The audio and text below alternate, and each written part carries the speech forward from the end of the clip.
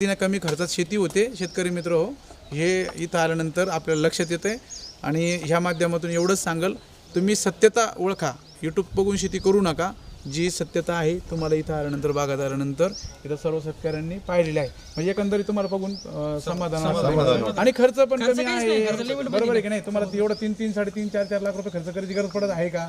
50,000 रुपये सर म्हणते का? आणि शिवाय एकच डोस भरले, दुसरा डोस पण भरलेला आहे नाही भरलेला जवळपास लाख रुपये भेसळ डोस होईल. आता काय ते आता ते विचारतच नाही तुम्हाला सांगायचं काही विषयच नाही. पण जे आहे ते दाखवलेलं आहे. या माध्यमातून सांगा शेतकऱ्यांना सत्यता ओळखा आणि चांगल्या प्रकारे चांगली शेती करा. लिक्विडचा खर्च धरून तेवढा झाला असेल. लिक्विडचा औषधाचा समजा वेगळा असेल जे स्प्रेचा, पण लिक्विडचा धरून तेवढा झाला असेल खर्च. अच्छा बरं. म्हणजे जे लिक्विड सोडलंय आपण मॅजिक सायबर वगैरे मी ऐका ना, मी त्या दिवशीच्या व्हिडिओ मध्ये म्हटलेलं आहे युट्यूबच्या व्हिडिओ मध्ये म्हटलेले खर्च हा येतच नाही.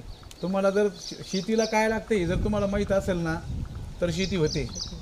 पहिले लोक मला सांगा पारंपरिक शेती करायची म्हणजे काय करायची? पारंपरिक शेती म्हणजे पाऊस पडायचा आणि ते पेरून द्यायचे आणि पाऊस पडायचा, त्याच्यावरच येत होती की नाही. आता हे सगळं माध्यम झालेलं आहे, ज्याचं त्याचं पण हित ओळखलं पाहिजे शेतकऱ्याचं कशात आहे.